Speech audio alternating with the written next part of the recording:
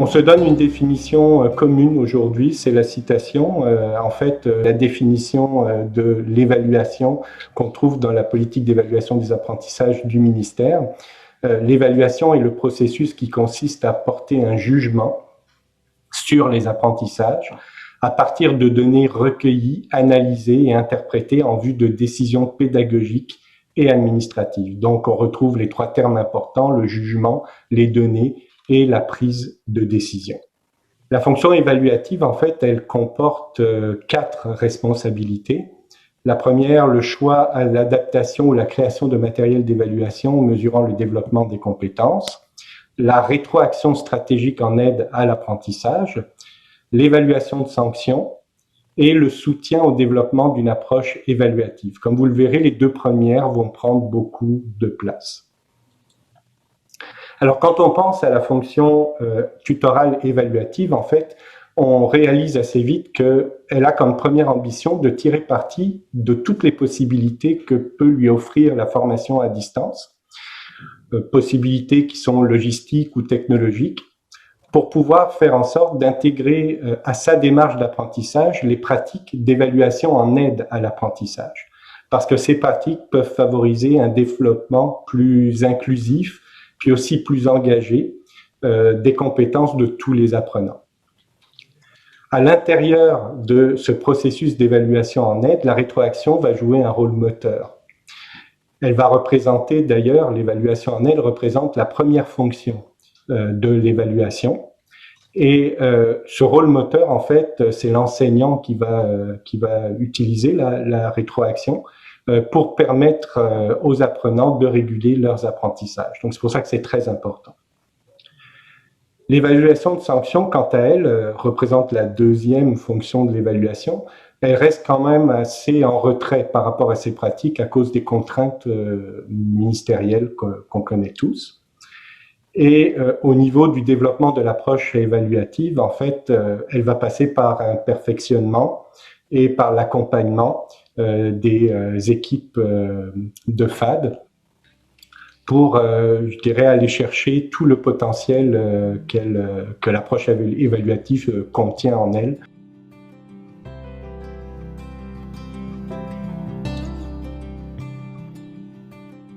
Alors, on arrive à la première des responsabilités, le choix, l'adaptation ou la création de matériel d'évaluation mesurant le développement des compétences. Alors, on va revenir un peu dans l'histoire. La politique d'évaluation des apprentissages, c'est pas tout jeune, ça date de 2003.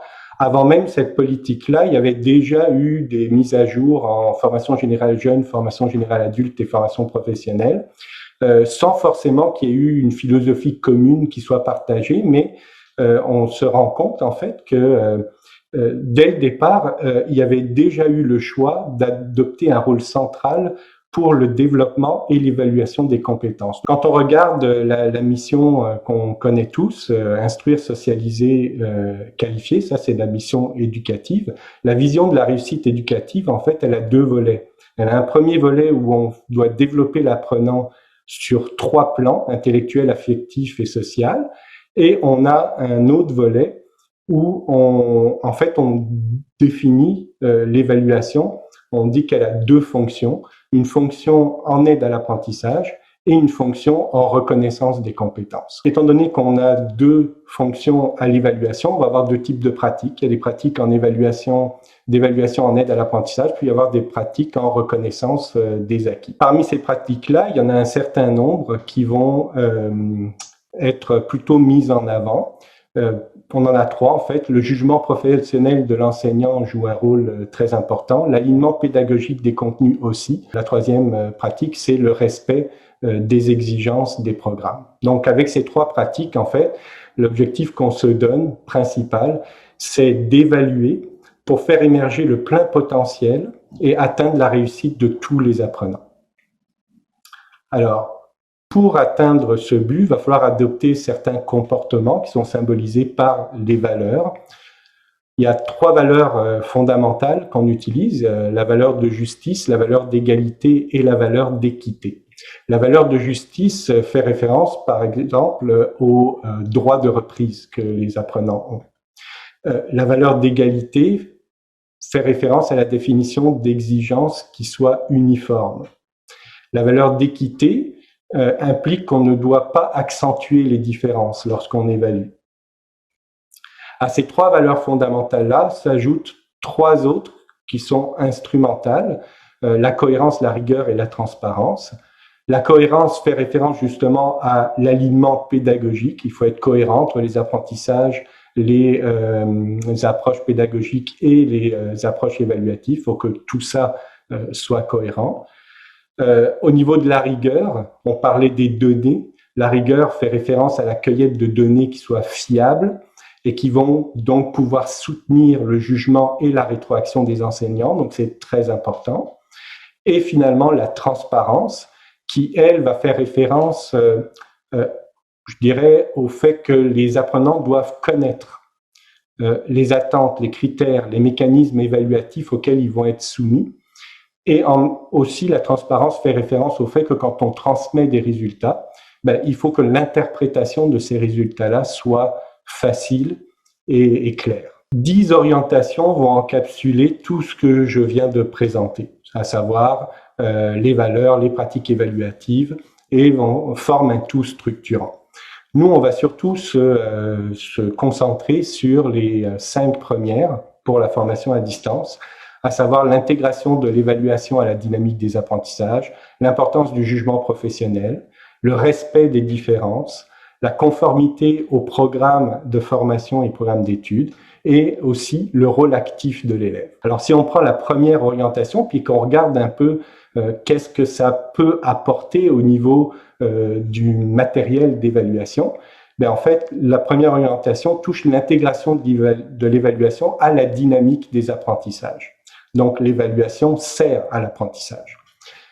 Dans ce cas, au niveau du matériel, il va y avoir des activités qui vont permettre à l'enseignant de disposer sur une base régulière de suffisamment de traces pour pouvoir suivre l'évolution des apprentissages de ses élèves et pouvoir rétroagir auprès de lui de la bonne manière puis au bon moment. Il va y avoir aussi des outils qui vont aider l'apprenant à réguler lui-même ses apprentissages. Et finalement, le principe d'alignement pédagogique, va falloir arrimer l'évaluation de sanctions et les évaluations en aide à l'apprentissage qu'on met en place et les apprentissages pour faire en sorte que tout soit cohérent. Au niveau de la deuxième orientation, l'importance du jugement professionnel de l'enseignant, qu'est-ce que ça a comme impact sur le choix, l'adaptation ou la création de matériel d'évaluation? En fait, il faut être capable de faire une cueillette rigoureuse de traces qui soient de qualité. Il faut aussi des outils qui vont soutenir l'analyse de ces traces-là et la construction du jugement de l'enseignant. Et là, on pense aux outils de collecte de traces, on pense aux grilles à interprétation critérielle qu'on connaît bien et qui justement servent à soutenir notre jugement comme enseignant, tout en respectant les balises présentes dans les documents de référence, comme toujours, que sont la politique d'évaluation des apprentissages, les programmes de formation, les normes et modalités aussi locales des centres de formation. L'orientation 3 qui fait référence au respect des différences. En fait, au niveau du matériel d'évaluation, il va falloir proposer la possibilité d'une différenciation pédagogique qui va dépendre des besoins des élèves, les mesures adaptatives, les difficultés qu'ils peuvent avoir, en fonction aussi de leurs intérêts. Le portrait professionnel de l'élève peut être pris en compte, les repères culturels peuvent être pris en compte, ou toute situation particulière de l'apprenant, dont l'enseignant, le dispositif de formation peuvent tirer parti pour améliorer l'apprentissage de l'apprenant. Donc, la différenciation pédagogique est quasiment aussi importante que la rétroaction dans l'évaluation en aide à l'apprentissage. Le recours aux bonnes pratiques de la conception universelle de l'apprentissage, c'est aussi quelque chose qui est très intéressant et qui fonctionne très bien en formation à distance. Intéressant parce que ça permet d'inclure beaucoup plus d'élèves, d'apprenants. Au niveau de la quatrième orientation maintenant, qui touche la conformité au programme de formation et au programme d'études, au niveau du matériel d'évaluation, en fait, c'est de s'assurer qu'on développe les connaissances et les compétences qui sont prescrites par le programme à l'aide on va dire, de contexte qu'on dit authentique parce qu'on veut justement développer les compétences. Aussi, on se souvient que dans le premier volet, on devait développer l'apprenant sur 3 plans, et plus particulièrement les aspects qui sont reliés à la socialisation. Et c'est là que viennent et interviennent les activités qui sont de nature un peu plus collaborative. L'orientation 5, qui fait référence au rôle actif de l'élève. Le rôle actif de l'élève, c'est faire en sorte que l'élève prenne en main ses apprentissages et soit un acteur de ces apprentissages. Donc, favoriser la pédagogie active, en fait, c'est préparer l'apprenant à jouer un rôle plus important dans l'évaluation de ses apprentissages. Il y a une première pratique, en fait, qui vient du collégial, mais qui, en fait, s'adapte à tout niveau. D'ailleurs, au niveau universitaire, il l'utilise aussi. C'est le processus d'évaluation des compétences en FAD, qui, en fait, se décompose en 5 étapes. Donc, la première étape, c'est l'analyse, en fait. On décompose un peu cette compétence-là et on identifie les concepts prescrits qui sont associés à ça, et on en fait un schéma. Une fois que le schéma est fait, après, on répartit, on entre dans la phase de planification, où là, on répartit les étapes selon un niveau de difficulté qui soit graduel. Puis ensuite, on arrive à la phase de conception, où là, faut développer le contenu qu'on vient de planifier. Donc, définir les actions à réaliser, définir les outils à utiliser par l'enseignant, par l'apprenant, avant, pendant et après l'activité, pour être sûr de ne rien oublier. Développer des consignes claires et monter une grille critériée si on n'en a pas une déjà de disponible. Ensuite, il y a la mise en œuvre qui est l'utilisation du matériel avec les apprenants et la validation de ce contenu pour le modifier en fonction de ce qui aura plus ou moins bien été. L'évaluation diagnostique. Donc, dans l'évaluation diagnostique, en fait, il y a 3 possibilités qui va donc déterminer le cycle de départ que l'élève aura. Il y a aussi une 3e approche qui est l'approche diagnostique. Puis cette approche diagnostique, en fait, consiste à permettre à l'élève de prendre du temps pour faire une situation d'évaluation diagnostique à son rythme de chez lui. Ça permet de poser des questions, ça permet à l'enseignant de pouvoir graduellement mieux cerner les besoins de l'élève, déterminer de façon peut-être plus juste le cycle de départ en question. L'évaluation diagnostique comme telle, elle a 5 étapes. Un premier accueil qui correspond à l'accueil du service de FAD, un accueil de l'apprenant par l'enseignant, où là, l'enseignant revient sur le but de l'approche diagnostique, lui donne des consignes, fait des liens avec le projet personnel, professionnel, scolaire et établit un échéancier. Il lui donne en 3e étape les situations d'évaluation diagnostique, fait les observations, a des échanges avec lui, répond à ses questions, corrige et analyse les résultats à l'étape 4 et amène l'apprenant à porter un jugement sur sa performance. Donc, c'est conjointement qu'ils vont analyser les résultats et décider s'il faut poursuivre avec une autre situation d'évaluation diagnostique, exemple pour aller à un autre niveau ou pas. Puis dans ce cas, on arrive à la 5e étape où là, entrée en formation, on fait le bilan de l'approche, le cycle de cours de départ est temporaire, temporaire dans le sens qu'il il implique que l'élève réussisse son premier examen pour qu'il ne soit plus temporaire.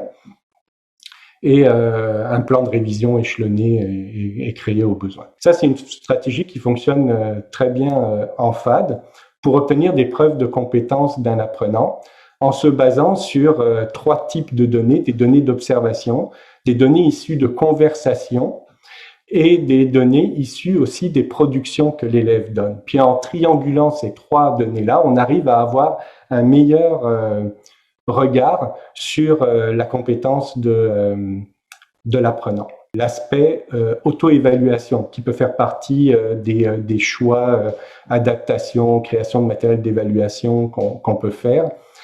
pour évaluer. L'auto-évaluation est recommandée par le ministère dans les documents officiels.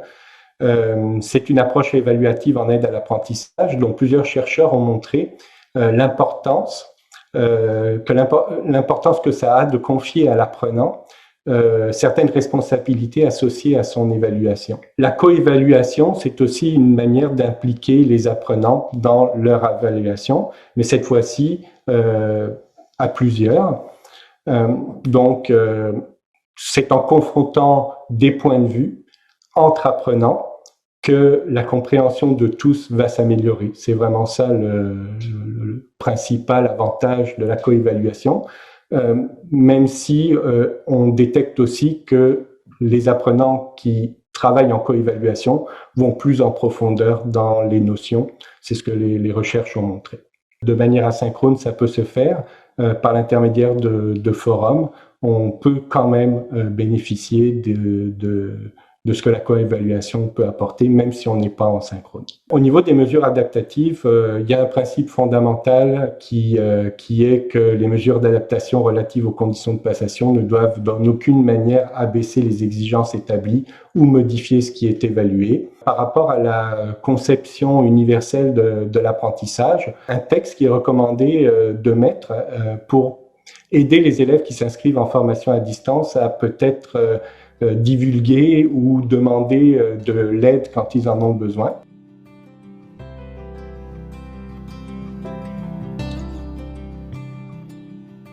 Au niveau de la rétroaction, il y a plusieurs paramètres qui sont importants. Le premier paramètre, c'est le délai. Le délai de rétroaction, plus il est court, plus la rétroaction va avoir un impact important sur l'apprenant. Mais est-ce que c'est toujours néfaste si il y a un délai dans la rétroaction? La réponse, en fait, c'est non. Alors, ce qui est important, c'est de faire en sorte qu'au moment où on donne la rétroaction, l'amélioration soit possible chez l'élève et que la rétroaction soit encore porteuse de sens. La recherche montre qu'une rétroaction immédiate peut être efficace avec des apprenants qui viennent, mettons, de découvrir un nouveau concept. Donc là, on doit réagir de façon plus rapide, c'est important. Mais avec des apprenants qui sont un peu plus avancés, une rétroaction différée pourrait convenir tout à fait. Au niveau des modes de transmission, on se rend compte que la rétroaction, lorsqu'on la fait en mode asynchrone, l'apprenant reçoit la rétroaction, mais ne peut pas réagir. Donc, même si la rétroaction est très détaillée, très précise, il y a quand même le fait que pour affiner, pour pouvoir poser des questions, l'apprenant ne peut pas le faire.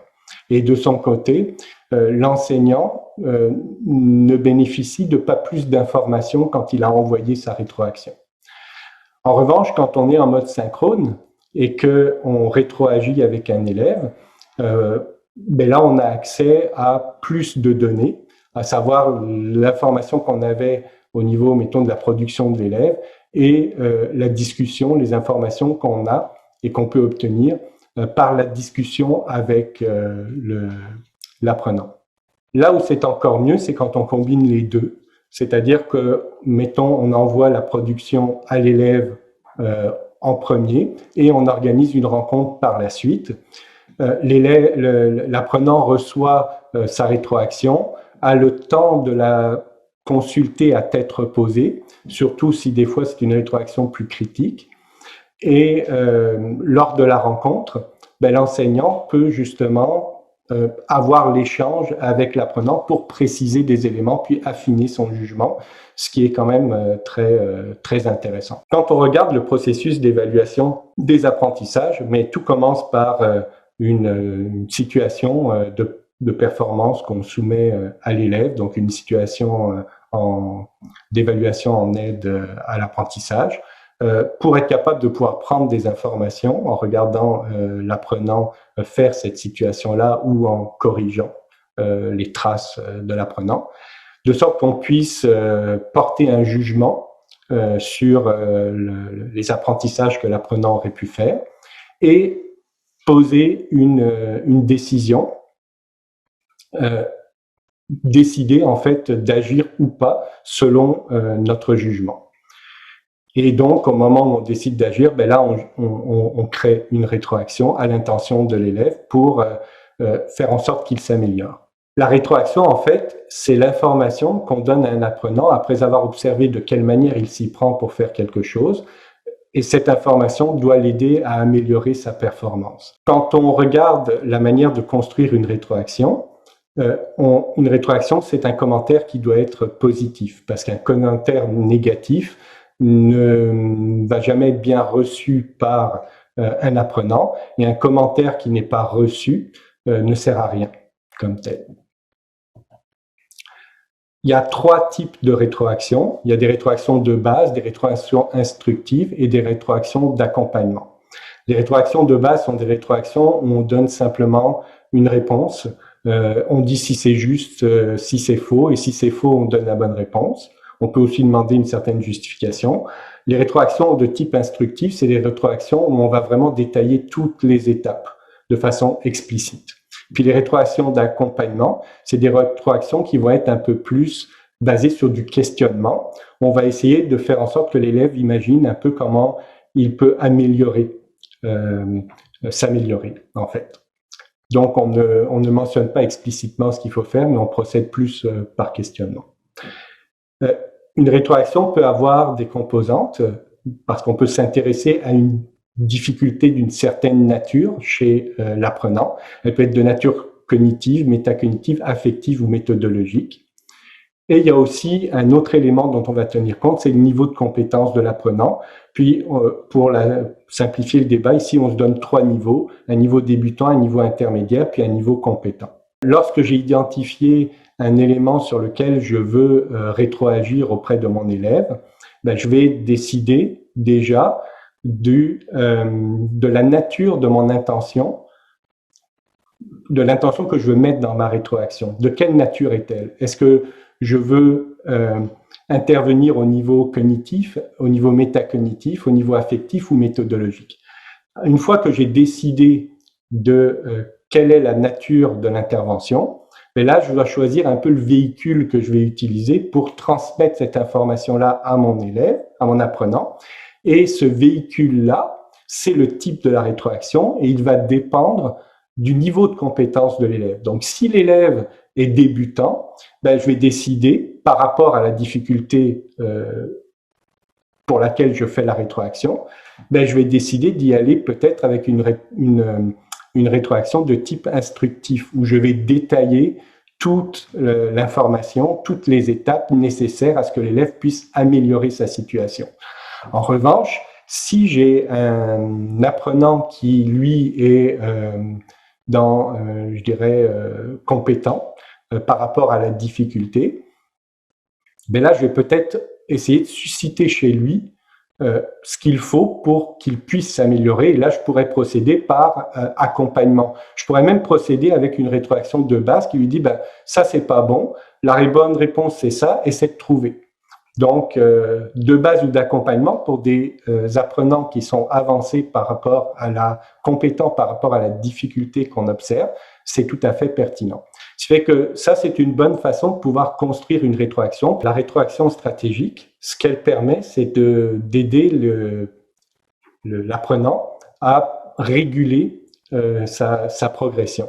Donc, une rétroaction de qualité a besoin au départ de données qui soient fiables et détaillées pour pouvoir construire de bonnes rétroactions. L'utilisation systématique d'une grille critériée permet justement d'atteindre cet objectif-là, d'avoir des données qui soient fiables. Et plus on est capable d'énoncer les objectifs d'apprentissage clairement, plus les outils de mesure qu'on utilise sont familiers avec les apprenants, et plus les apprenants vont apprendre à mieux évaluer l'écart entre ce qu'ils réalisent et ce qui est attendu. Au niveau des échanges constructifs, je l'ai déjà mentionné, c'est la méthode du sandwich. L'idée, en fait, c'est que pour qu'une rétroaction puisse être utile, il faut qu'elle soit acceptée par la personne qui la reçoit. Donc, il faut trouver des manières d'être constructif et de faire en sorte que les apprenants reçoivent les rétroactions qu'on leur donne. Donc la méthode du sandwich en est une.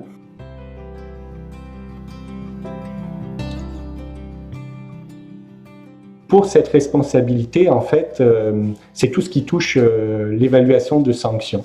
Alors, comme j'avais beaucoup de contenu dans les responsabilités précédentes, le contenu de cette responsabilité-là spécifiquement sera disponible sur le site Internet comme tel.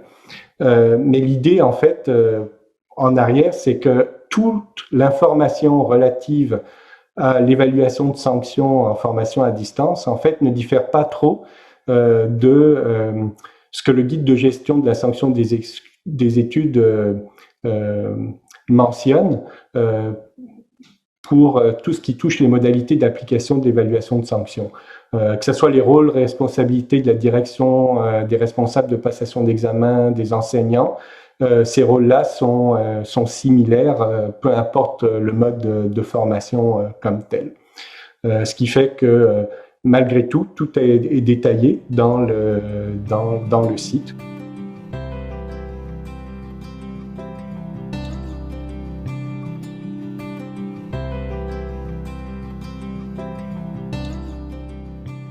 Tout ce qui touche le développement d'une approche évaluative, en fait, on se rend compte que c'est relié à l'évaluation en aide à l'apprentissage et à toutes les approches qui permettent de faire et de développer du contenu qui va permettre d'avoir une évaluation en aide à l'apprentissage qui fonctionne bien.